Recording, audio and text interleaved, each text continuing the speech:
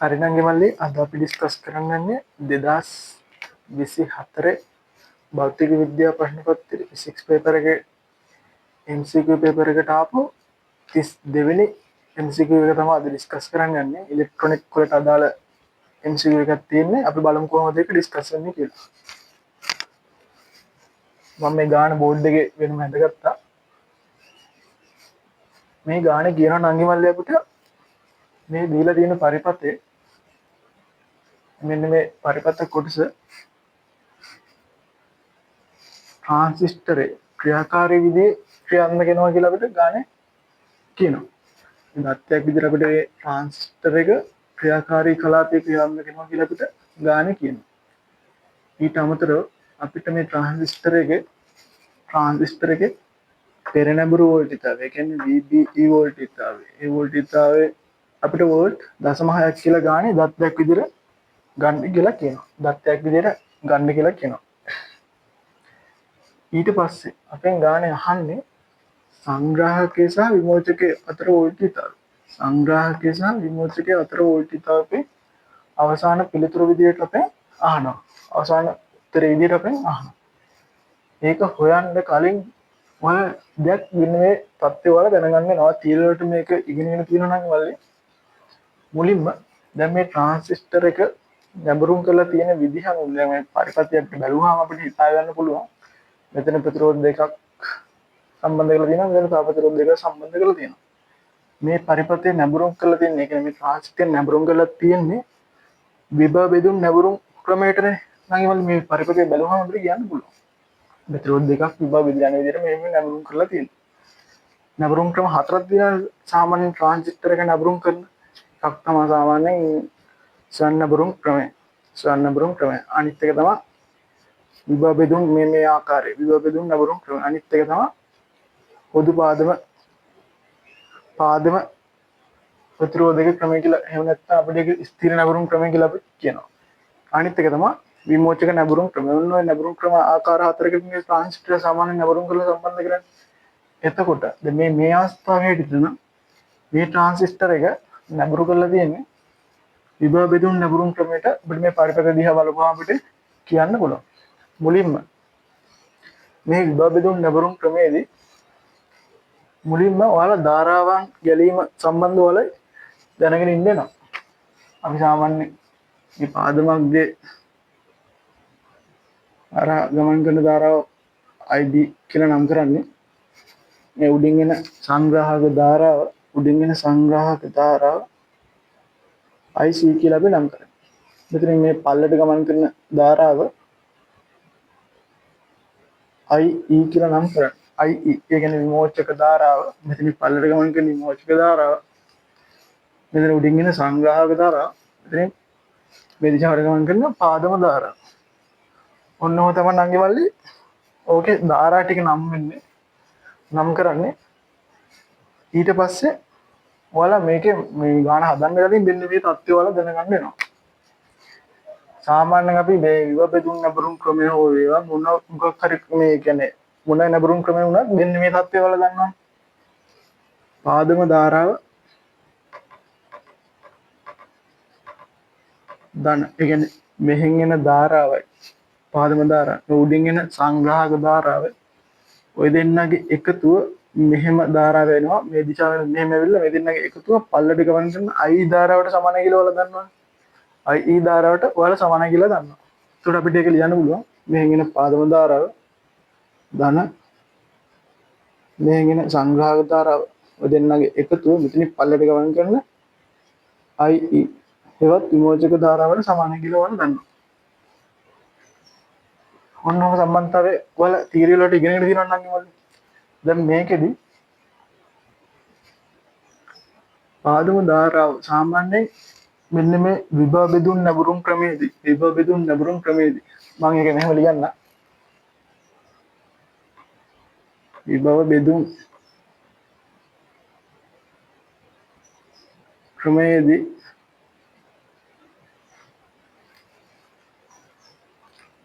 සාමාන්‍යයෙන් මේ විභව බෙදුම් නැඹුරුම් ක්‍රමයේදී මෙන්න මේ පාදම ධාරාව මෙන්න මේ අනිත් ධාරාවන්ට සාපේක්ෂව මෙන්න මේ අනිත් ධාරාවන්ට සාපේක්ෂව ගණන් ගන්න බැරි ධාරාවක් මේ පාදපොස්සේ ගමන් කරනවා කියලා අපි තමයි සැලකන්නේ. කියන්නේ නොගෙන හැකි තරම් තා කුඩා ධාරාවක් ගමන් කරනවා කියලා තමයි මෙන්න මේ කියන විභව බෙදුම් නැඹුරුම් ක්‍රමයේදී ආදාම ධාරාව නොගෙන හැකි තරම් කුඩා ධාරාවක් ගමන් කරනවා කියලා තමයි අපි සැලකන්නේ. ඒ හින්දා ඒ හේතු මත අපිට IB ධාරාව ශුන්‍යයක් කියලා අපිට මේ ගණන් හදද්දී අපි සාමාන්‍ය මේ ගණන් හදද්දී ඒ කියන්නේ මේ විභව බෙදුම් නැඹුරුම් ක්‍රමයේදී පාදම ධාරාව ශුන්‍යයක් කියලා තමයි අපි සැලකන්නේ. එතකොට ඒක අපිට ඕන අරහන් ඇතුලේ ලියන්න පුළුවන්. IB නොගැනීම හැකි තරම් කුඩා නිසා කියලා වල ලියවනම් හරි. එතකොට ඒ බලන එක්කෙනෙක්ට ඒක යාලා දන්නවා. ඒ කියන්නේ බලන එක්කෙනෙක් ඒකේ තේරුම් ගන්නවා හරි මේක පාදම ධාරාවක් නොගිනි හැකි තරම් කුඩා ධාරාවක් කියලා. එහෙම ආරා ඊට පස්සේ මෙන්න මේ සම්බන්ධතාවය ගන්න ඕන නම් පාදම ධාරාව ධන සංග්‍රහක ධාරාව. කියන්නේ මෙහිගෙන පාදම ධාරාවයි මෙහිගෙන සංග්‍රහක ධාරාවයි පල්ලට ගමන් කරන විමෝචක ධාරාව සමාන නම් මේ දෙන්න එකතු මේ පල්ලට ගමන් කරන සංග්‍රහක ධාරාව විමෝචක ධාරාවට සමාන වෙනවා. එතකොට දැන් පාදම ධාරාව මේ විභව බෙදුම් නැඹුරුම් ක්‍රමයේදී බිඳුවක් කියලා අපි මෙතනින් ඔප්පු කරගත්තා. ඊට පස්සේ මෙතන සංග්‍රහක ධාරාව වෙනවා සමානයි IE ධාරාව. දැන් මේ බිඳුව ලියන්න නැතුව අපිට මේක සාමාන්‍යයෙන් ලියන්න පුළුවන්. ඒතර එහෙම ලියපුවම අන්න කෙලින්ම සංග්‍රහක ධාරාව විමෝචක ධාරාවට ඔන්න විදිහට සමාන වෙනවා. ඒ කියන්නේ අපි මෙතනින් අනිත් ධාරාවන්ට සාපේක්ෂව මේ විභව බෙදුම් නැඹුරුම් ක්‍රමයේදී ගණන් හදද්දී පාදම ධාරාව නොගෙන හැකි තරම් කුඩා ධාරාවක් කියලා සැලකලා ඒ කියන්නේ අපි ඇම්පියර් බිඳුවක් කියලා සැලකලා මේ සංග්‍රහක ධාරාව විමෝචක ධාරාවට සමානයි කියලා සැලකලා තමයි ඉස්සරහට මෙන්න මේ වගේ විභව බෙදුම් නැඹුරුම් ක්‍රමයේදී ඉස්සරහට ඔය වගේ ගණන් හදාන යන්නේ ඔන්න ඔය විදිහට. එතකොට අපිට සංග්‍රහක ධාරාව විමෝචක ධාරාවට සමානයි කියලා අපිට මුලින්ම ඔයාලා මේ ගාන ඉස්සරහට හදාන උත්තර ගන්න කලින් මෙන්න මේ தත්ත්වය ඔයාලා දැනගන්න වෙනවා. ඊට පස්සේ ඔන්න ඔය தත්ත්වය ඔයාලා දැනගන්න වෙනවා. අපි මේක ඔප්පු කරගත්තා සංග්‍රහක ධාරාව විමෝචක ධාරාවට සමානයි කියලා මෙන්න මේ தත්ත්වය මත. එතකොට ඔන්න ඔය ටික හරි. ඊට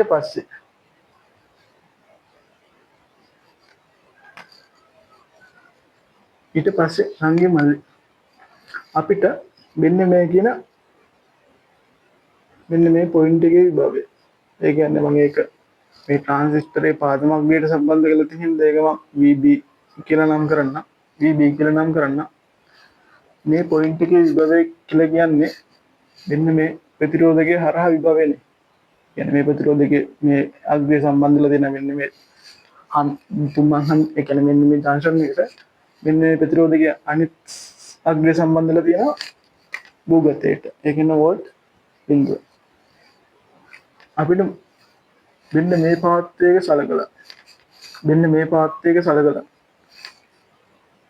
සලකද්දී දැන් මෙන්න මේ සැපයුම් විභවය මේ අග්‍රයටම ඇවිල්ලා එකම කම්බියටම සම්බන්ධලා තියෙන හින්දා මෙතන දබා දෙන සැපයුම් විභවය මේ තමයි මෙතෙන්ද ලැබෙන්නේ. ඒ කියන්නේ මෙතනත් අපිට වෝල්ට් ධන 10ක් කියලා මම ලියන්න පුළුවන්. ලියපුවාම ඉවලා මෙන්න මේ පාත්‍යයක සලකලා අපිට විභව බෙදුම් සම්බන්ධය දාලා මෙන්න මේ පාත්‍යයක සලකලා විභව බෙදුම් සම්බන්ධය දාලා මෙන්න මේ පොයින්ට් එකේ විභවය. ඒ කියන්නේ මෙන්න මේ ට්‍රාන්සිස්ටරේ මේ ප්‍රතිරෝධකයේ හරහා විභවය. එහෙම නැත්නම් මෙන්න මේ කියන පාදමග්‍රයේ විභවය අපිට හොයාගන්න පුළුවන්. මේකෙදි අපි දැන් මේ ධාරාවට සමානයි කියලා කියන සංග්‍රහක ධාරාව විමෝචක ධාරාවට සමානයි කියලා අපි හොයාගත්තා. ඊට පස්සේ අපිට දැන් අපි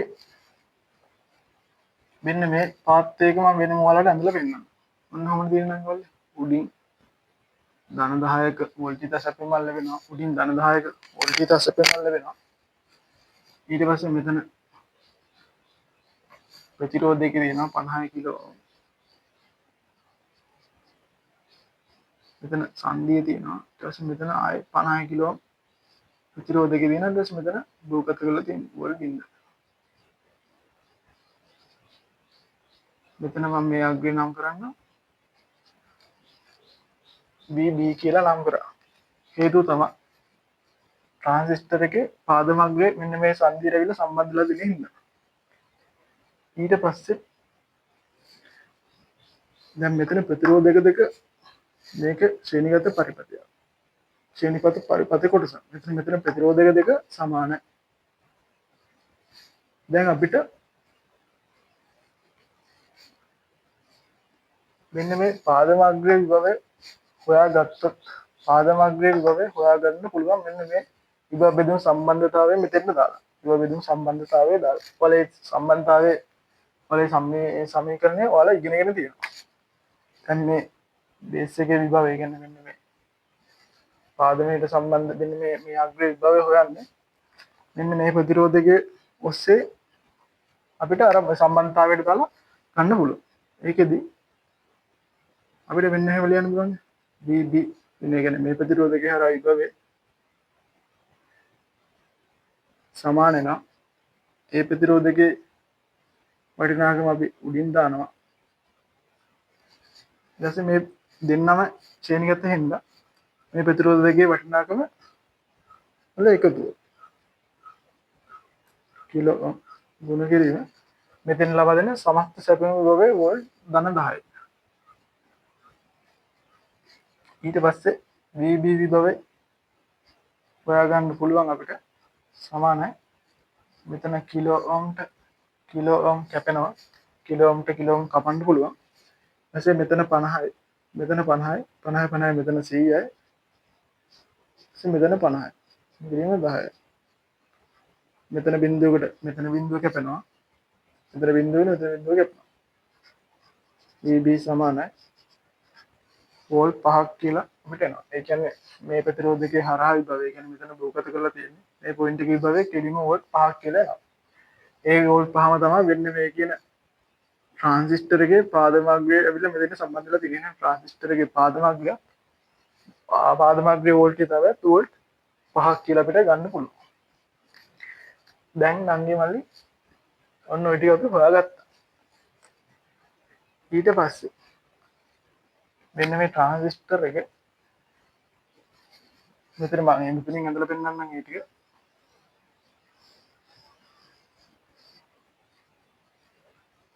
මෙන්න මේ ට්‍රාන්සිස්ටර් එකේ වෙනම මම ඔයාලට ඒක ඇඳලා පෙන්නන්නම්. එහෙමනේ තියෙන්නේ. VB අග්‍රේ වෝල්ටීයතාවය අපි හොයාගත්තා. ඒක මම වෙනම නම් කරගත්තා. මෙතන මේ බේස් එමීටර් වෝල්ටීයතාවය VBE වෝල්ටීයතාවය පාදම සහ විමෝචකයේ අතර වෝල්ටීයතාවය කොහොම එනවා. ඊට පස්සේ අපිට මෙතන විමෝචකයේ තියෙනවා. මම මේ විමෝචක අග්‍රේ වෝල්ටීයතාවය VE කියලා නම් කරගන්න.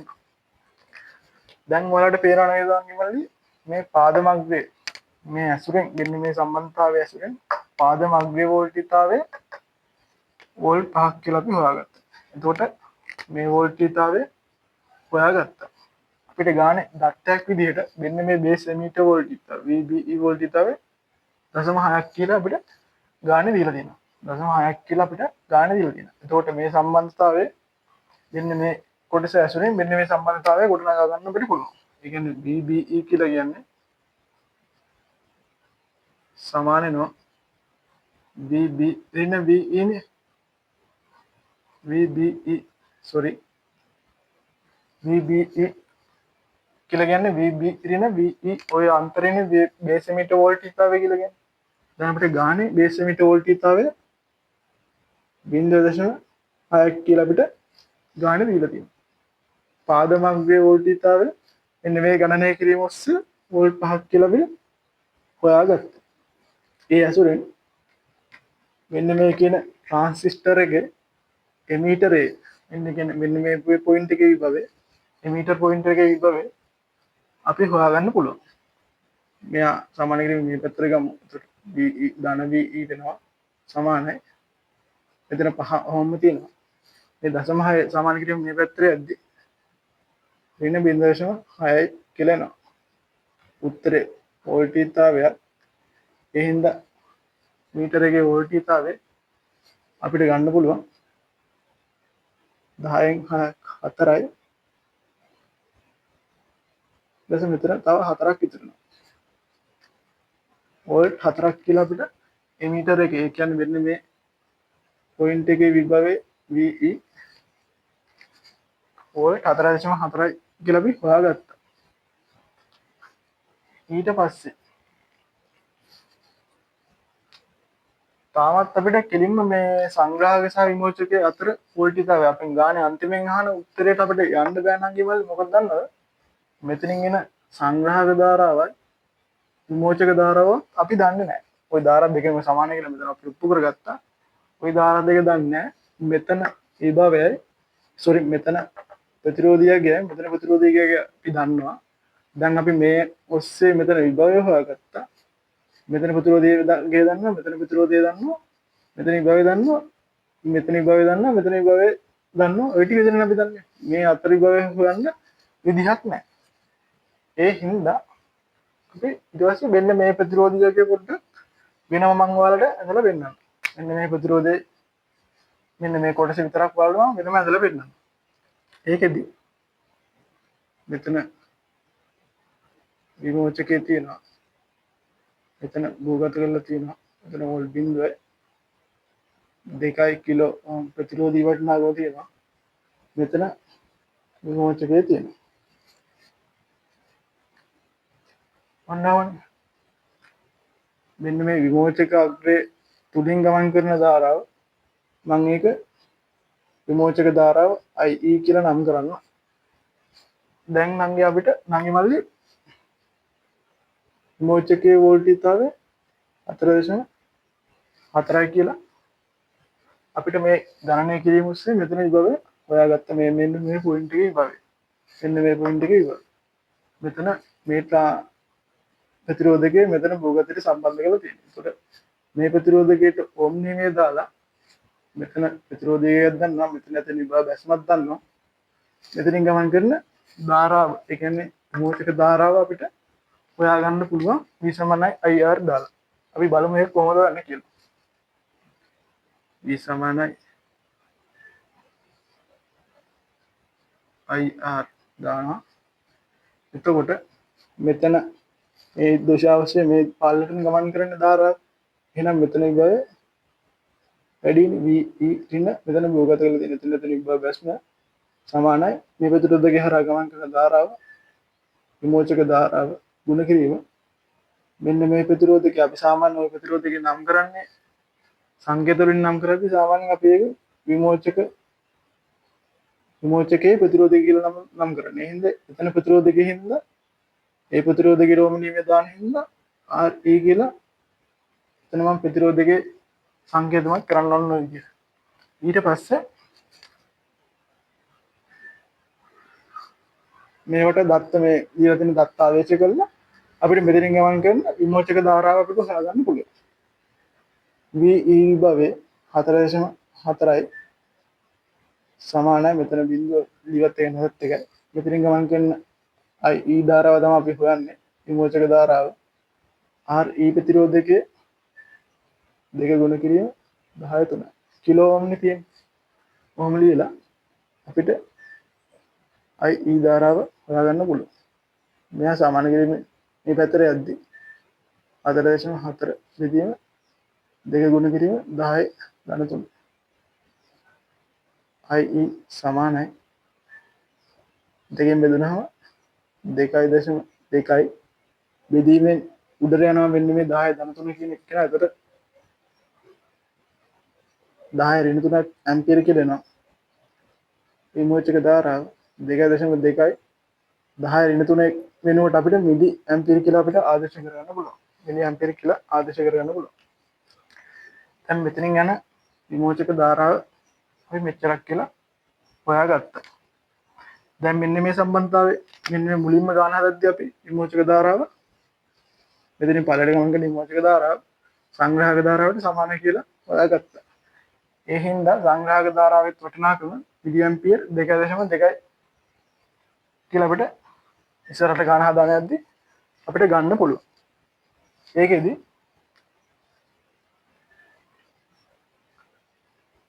ඊට පස්සේ දැන් අපිට නම් මල්ලි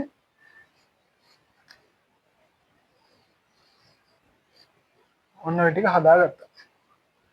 දැන් අපිට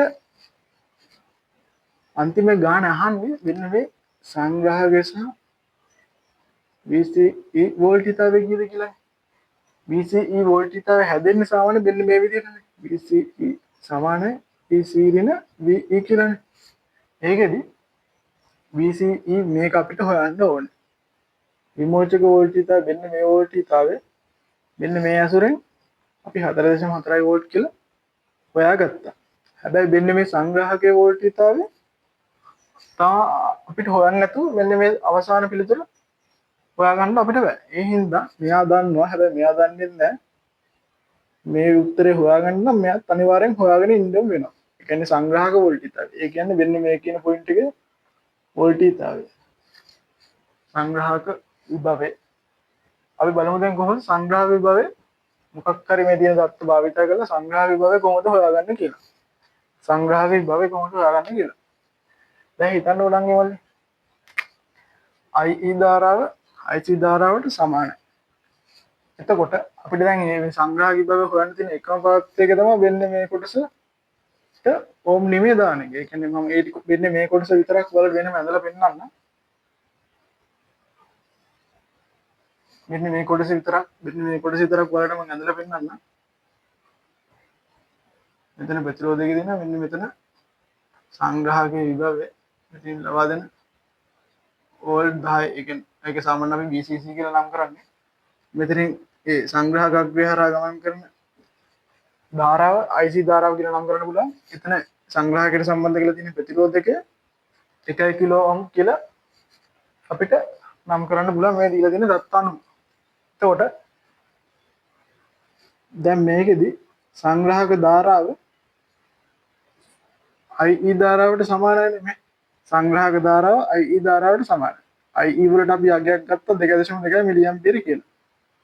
එහෙනම් සංග්‍රහක ධාරාව ඒ වටිනාකමම තමයි. ඒතර මෙතනින් ගමන් කරන සංග්‍රහක ධාරාව දන්නවා. මෙතන ප්‍රතිරෝධීය වටිනාකම දන්නවා. මෙතනින් ලබා දෙන සැප විභවය දන්නවා. මෙන්න මේ සංග්‍රහක විභවය හොයාගන්න පුළුවන්. ඒක හොයාගත්තා කියලා කියන්නේ මෙතන මේ මෙතනත් හොයාගන්න ඕනේ සංග්‍රහක විභවය තමයි. ඒතර ඒ විභවය දන්නවනම් මෙතන විමෝචක විභවයක් දන්නවා නම් මේ අතර විභවය අන්තරයෙන් මෙන්න මේ සංග්‍රහක සහ විමෝචකයේ අතර විභවය හොයාගන්න පුළුවන්.